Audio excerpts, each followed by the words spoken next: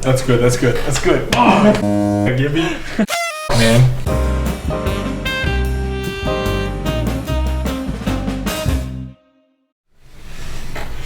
So now that we've essentially set the foundation for what we really wanted to get into, I know we kind of stretched it out, but ultimately it was really important for you guys to receive that background information to understand where we were coming from.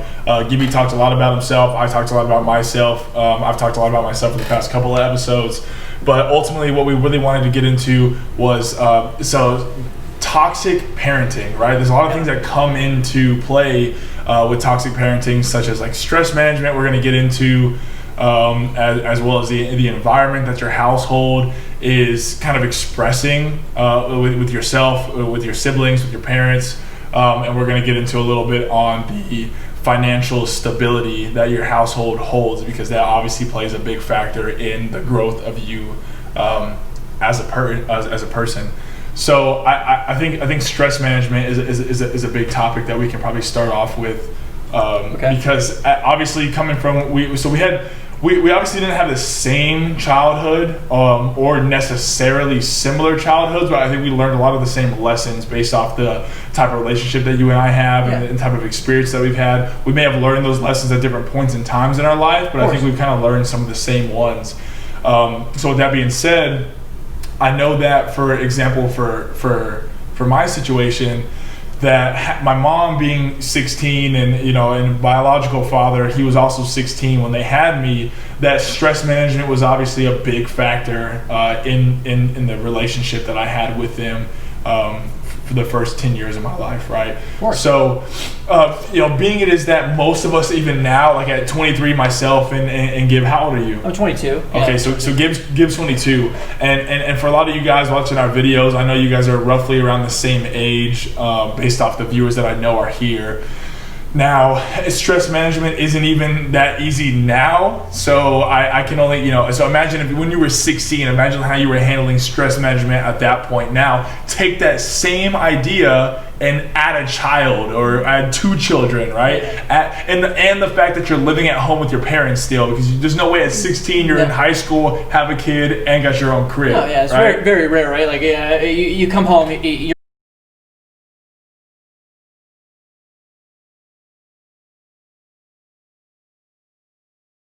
doing. Don't forget to take the trash out and clean the dishes and sweep the floor, right? Yeah. Oh, and you got homework for a couple of hours. Don't forget about that, right? Yeah. So and don't piss your dad off because he's watching the show, right? Or playing the PlayStation like my dad was always doing.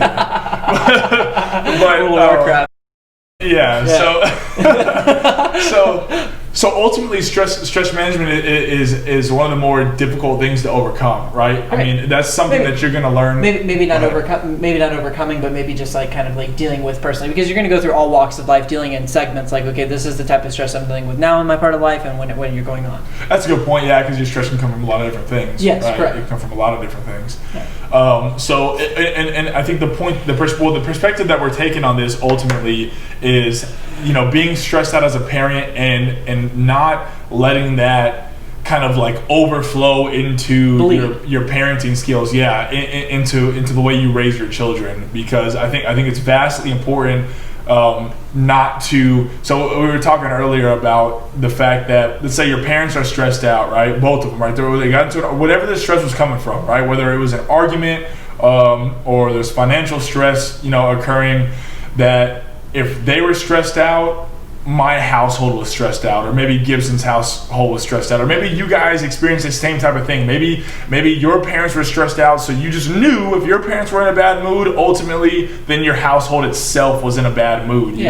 Shit rolls down a creek. It's either a little flow or the entire pipe broke. You're dealing with that. So. Right, and that's not an easy thing to deal with, especially if you're a 12-year-old and you're hitting puberty and you're going through your own. Your voice is cracking. Your feet are growing 4 sizes a year. Your parents are pissed off all the time.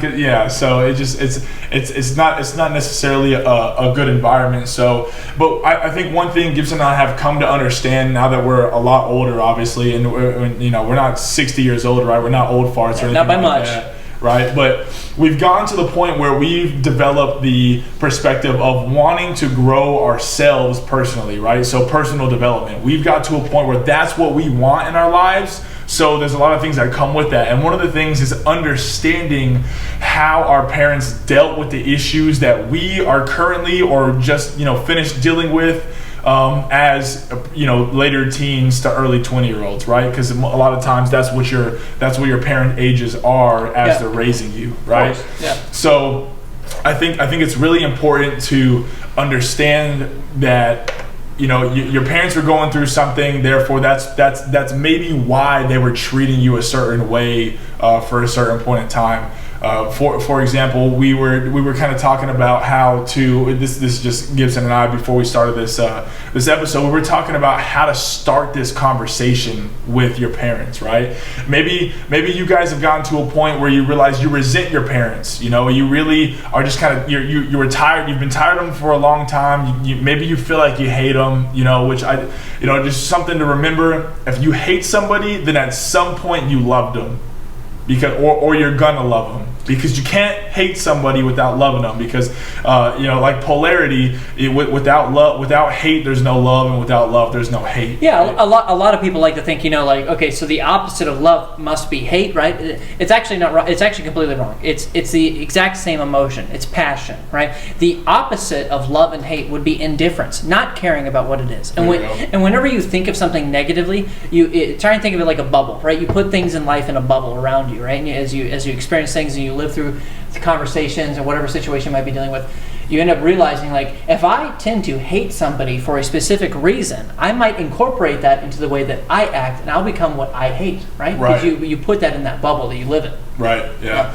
So give me an example, Gibson, of a time where you feel like, and it was significant, where you feel like your parents are maybe more stressed out with their own personal life, separate from having a child, but they let it bleed over into the way that they maybe were parenting you. Okay, I have a great example for that, right? So in my situation, my mother was grown up in a Jewish family, right?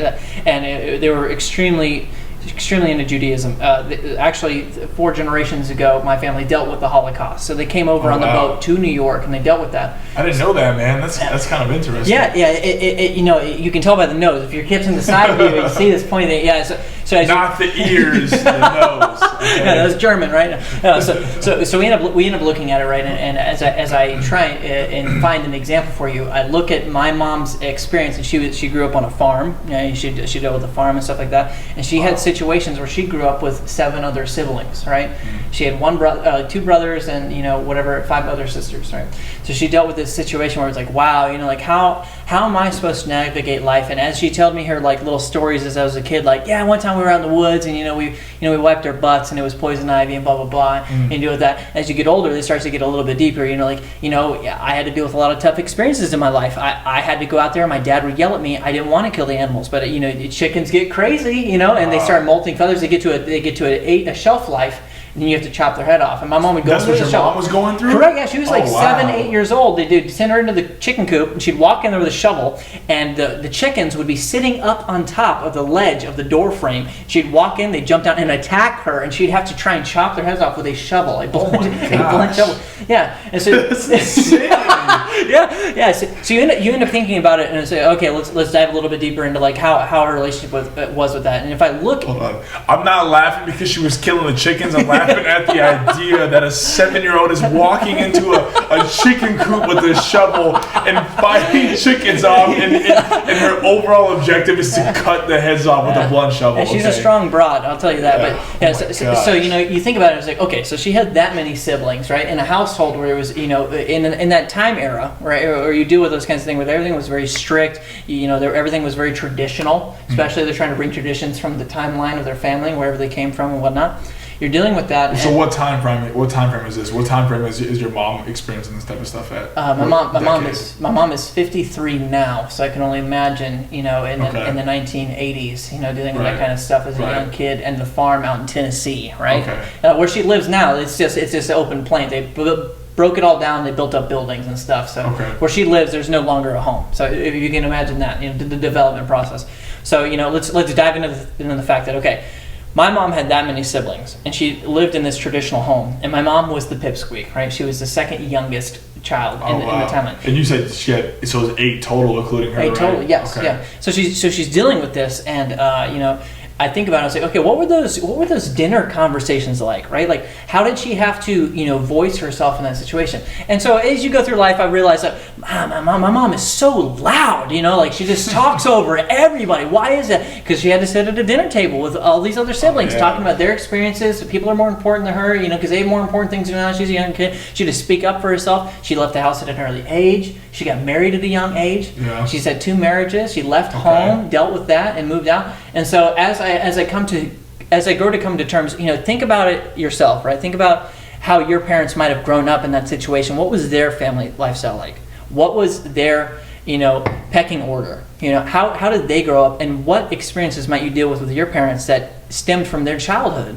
And how can you better communicate the way you think that they need to hear the tough love that you need to give your parents, the boundaries you need to set with your parents? Because that's the most important thing about toxic parenting, and maybe not toxic parenting, but the toxic habits that parents have based off of their experiences. Okay. Really looking at how your parents act and how they think, and okay, you know what, maybe my mom acts this way, maybe my dad acts this way because of the way that they were raised, and then maybe it's not always their fault. People like to take the high road, and we were talking about it earlier. Yeah. You like to stick your nose up in the air, and you can call it generational ignorance or whatever it is. We always make a joke, and every generation makes that joke, right? Like, okay, these kids are pansies, or they don't know what they're talking about, they're soft, they're not as hard as we used to be. That's not necessarily the case. They have different problems, right? So you look at the different generational problems that she might have had and the things that she had to go through, and you just realize in a certain sense, like, okay, I have to deal with these kinds of things because that's the way my mom was raised. How can I better equip myself with the lessons I can learn from what not to do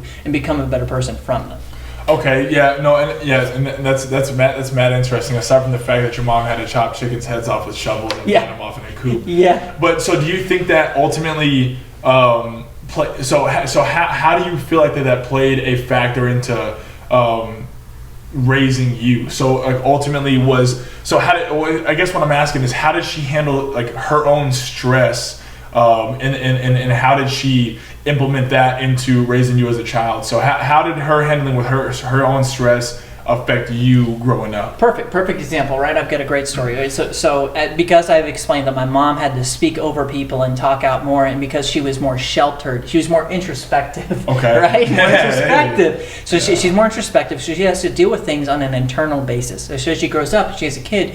Every parent doesn't want to raise their kids like the way their parents raised them. So you have to look at it like, okay, my mom was a quiet child and she had to speak up more to be heard. Right? So she ends up dealing with those kinds of things. She's like, okay, I'm going to raise my kid to speak. So I was the kind of kid that would be in a little tiny cul-de-sac neighborhood, and I would walk out there. My mom would go to work, and I'd get off school. I'd come back on a little, play school day bus or whatever, and I'd get off, and I was so bored I had nothing to do. So I would walk up to people, at the end of the day, there was trash day. They would leave the trash cans out. Okay. I would walk up and grab everyone's trash can, as stupid as that sounds, and cheesy and corny as it is, and I would drag it up to their garage door. And I would meet people. The empty trash cans? Yeah. You would take them back to their houses for them? I was a kid that could have gotten kidnapped. They didn't need a lollipop. You were taking the trash for them just because you were bored. Yeah, I was like six, maybe 7, and I was, and let's touch back on the fact that my mom didn't have a voice, right? Okay. I was given that voice. That can be bad and good in different reasons. The way you raise your children and telling them, children are supposed to be seen, not heard, blah, blah, blah. Okay. I was just raised, speak your mind, debate the argument, have a good conversation, think about what's best for you, and learn from the people you're talking with. And that was ingrained into me because of the way my mom spoke to me. My mom would talk to me. I'll even give a little bit of an extra story. When I was in kindergarten, the kindergarten teachers gave, a classroom assignment to go home with and say, hey, make sure your parents read you books, words out of the dictionary. Read you books and let you learn words out of a dictionary. My mom only had a medical Webster's dictionary. Okay. So I would be taught words like cranium and, gastroreflux. I would go to school and I would burp excessively because I could do it over and over again.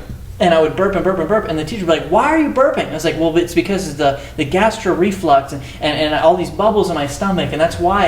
And I would try and learn. And if that shows you anything, because of the way my mom was raised, right, when she was a kid, and she wasn't allowed to have a voice, and she wasn't allowed to speak up, because she had that situation with that anxiety built in her, she wanted to give me the freedom, which ultimately led me in a lot of bad situations. But because she gave me that freedom, I was able to speak out and say those things. So when you think about it for the situations, that the way you communicate and the communication styles that best work for you and the learning styles that best work for who you are as a person, think the way your parents raised you, because it can affect the way you think about how you act, and you can probably better yourself in those ways. Yeah, I agree, and don't worry about the cuss words. I'll bleep them out. I'll spend the time bleeping those out for this one, because that was pretty good. Yeah, and I think that's a good point, and I think so. I find it interesting that that your mother ended up giving you the voice, because the voice that she never had ultimately. Exactly. Yes. It's cool that she recognized that she didn't have that, so ultimately she tried to provide you with that opportunity, right, to have your own voice and to speak your mind, because I think all parents get to a certain point in their lives where, whether it's too late, whether it's too soon, or just right. I don't think there's ever a just right, but it's nice because I think everybody at some point when they're raising a child gets to a point where they realize their kid is no longer mimicking what they're doing, right? Yes. So as for you guys to get what I'm saying here. So you're a baby, right? You're a little 2-year-old, you're a 4-year-old, right? And you've got this mom and you got this dad, right? Or one of the other, or one of both, or two of one, right? You got 2 moms, 2 dads, whatever, right? So you got these parent figures, right? And ultimately, you're gonna initially do whatever they do, right? Just like, say mama, right? Say dad, right? This is a dog, right? Cat, So you're just mimicking in order to learn, right? It's repetition, right? That's how you're gonna learn something. Well, eventually you're gonna get to this point where you start to develop your own perspective. You start to gain an identity, right? A personal identity. So at that point, you start to take what your parents used to give you, you're internalizing it, whether as a 10-year-old or a 9-year-old, 7, 6, 5, whatever. You're not maybe conscious of it, but you're internalizing it, and then you're exerting it back out into the world from your perspective, right? Correct, in your own way. So I think it's really cool that your mom recognized that and gave you the opportunity to do that. So that you had the ability, when you got to a certain age, to kind of express your own perspective on a more, like, I guess I don't want to say educated platform, but just on a more personal platform, not so much of just repeating the same cycle that your mom was experiencing, right? Sure, yeah, and you can think about it, and that's one form of stress management. When you're dealing with stress management, you have to realize, okay, how do I internalize or extrovertedly push out my, some people like to go to the gym and hit the punching bag. You go out there and you physically exert your stress. Some people like to draw. Some people find artistic ways to influence themselves and kind of get that weight off of them. And not a lot of times, when you have these small things that happen in your life as a child, they slowly build up, and it fills up that barrel of stress that you've got, and you find yourself, you're in a relationship with somebody and they say something you don't like and it triggers you, and then you top the barrel off and then everything falls apart, and you end up realizing that little bit of stress you dealt with as a child, and the way your mom filled your barrel up. Yeah. You have so many levels that are already pre-filled. You're already programmed to be stressed out about certain things. So make sure that you're checking yourself and you're realizing, okay, what kind of things piss me off in a certain way that'll make me set the triggers for somebody else. You get into a new relationship, that's a great conversation to have with people, sitting on saying, hey, what are your triggers? What are things that there are no topics right now, things that we shouldn't discuss, and things that we can discuss? Setting healthy boundaries is a very important part of having a healthy relationship with people. Well, yeah, people call them pet peeves a lot, right? Yeah. It's essentially, for simpler terms, he calls them, they're called pet peeves. What are your pet peeves? What is it that gets to you? What is it that you have more patience for? What's more tolerable for you? You know what I mean? I think it's really important that you guys engage your partners with that, as well as your parents and even yourself. You know what I mean? Ultimately, it starts with yourself. So if you don't know what your own triggers are or what your capacity to tolerate something is, then ultimately you're not going to be able to provide adequate answers to somebody else if you don't know that for yourself. So I think it's very important that you guys self-analyze and ask yourself those very questions. Okay. And so a little bit on stress management, but I think it's and I'll leave my perspective out on that one, but intentionally, because I want to get into a little bit on financial stability when you're being raised. Sure. Okay. Right.